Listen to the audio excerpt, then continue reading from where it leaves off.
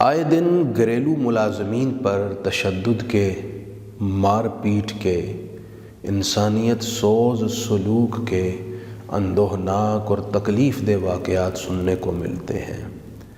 بڑا دل دکھتا ہے اور درد فیل ہوتا ہے۔ سوچتا ہوں حضور کا امتی اتنا سنگ دل کیسے ہو سکتا ہے؟ حضور کے نام لیوا کا دل احساس سے خالی کیسے ہو سکتا ہے؟ ہم تو اس نبی کے پیروکار ہیں کہ جن کے پاس حضرت انس بن مالک رضی اللہ تعالیٰ عنہ نے 10 سال اپنی نوعمری میں، بچپن میں کام کیا، خدمت کی، ان کی والدہ نے وقف کیا تھا۔ حضرت انس فرماتے ہیں کہ 10 سالہ طویل عرصے میں نے بہت کوتاہیاں کی، لیکن ایک مرتبہ بھی رحمت عالمین نے مارنا، ہاتھ اٹھانا تو بہت دور کی بات ہے، ڈانٹا بھی نہیں، حتیٰ کہ کبھی اف تک نہیں کہا۔ ناگواری کا ہلکا سب سے چھوٹا انداز ہوتا ہے اف کہنا، یعنی کسی کی بات پر کراہت فیل کرنا، ناگواری کا اظہار کرنا۔ آپ صلی اللہ علیہ وآلہ وسلم نے 10 سالہ عرصہ میں کبھی ایسا بھی نہیں کیا۔ اور جہاں تک تشدد کی بات ہے، اس کی تو گنجائش ہی نہیں رکھی۔ حضرت ابو مسعود بدری صحابی ہیں رضی اللہ تعالیٰ عنہ، بڑے جلیل الشان، عظیم القدر۔ ان کے خادم نے غلطی کی، بکری ضائع ہوئی، بڑا نقصان ہوا۔ آپ نے غصے میں آ کر اسے تھپڑ کھینچ کے مارا۔ پیچھے سے آواز آئی، ابو مسعود، جتنی قدرت تجھ کو اپنے خادم پر ہے، اس سے کہیں زیادہ قدرت رب کو تجھ پر ہے۔ پلٹ کے دیکھا تو کانپ گئے، حضور کھڑے ہوئے تھے۔ حضرت ابو مسعود بدری سمجھ گئے رحمت عالمین کو یہ پسند نہیں آیا، فوراً اپنے غلام کو آزاد کر دیا، اس کے ساتھ احسان والا سلوک کیا۔ حضور نے ابو مسعود سے کہا، تم نے اچھا کیا، اگر تم آزاد نہ کرتے تو میں دیکھ رہا تھا دوزخ کی آگ آپ کے بہت قریب آ گئی ہے۔ غور کیجئے، بدری صحابی ہیں، ان کو فرمایا جا رہا ہے کہ دوزخ کی آگ آپ کے قریب آ گئی ہے، آپ نے اپنے خادم پر ہاتھ اٹھایا ہے۔ تو جس کے پلے ہی کچھ نہیں، میں اور آپ، ہم کس کھاتے میں ہیں؟ ہمیں تو بڑے محتاط رویے کی ضرورت ہے۔ دل شکنی اور دل آزاری کی خادم کے لیے بھی مالک کو اجازت نہیں۔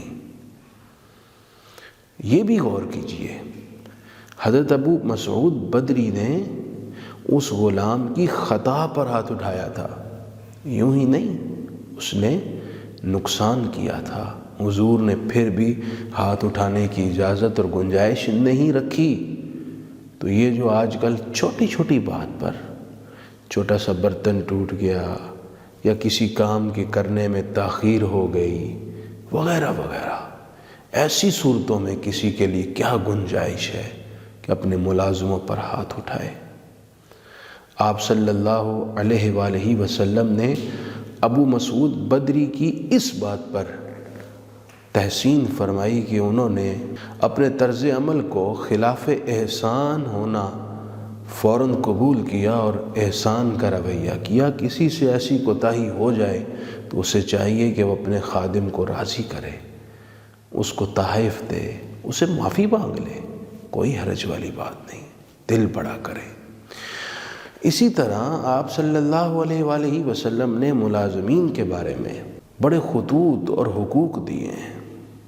حضرت ابو ذر غفاری رضی اللہ تعالیٰ عنہ کے خادم نے وہی لباس پہن رکھا تھا جیسا آپ نے پہنا ہوا تھا۔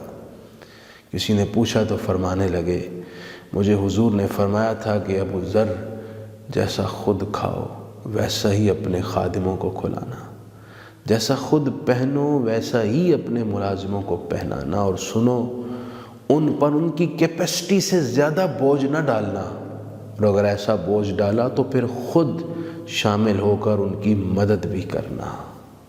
کتنا پیارا درس ہمارے نبی صلی اللہ علیہ وسلم نے ہمیں دیا ہے۔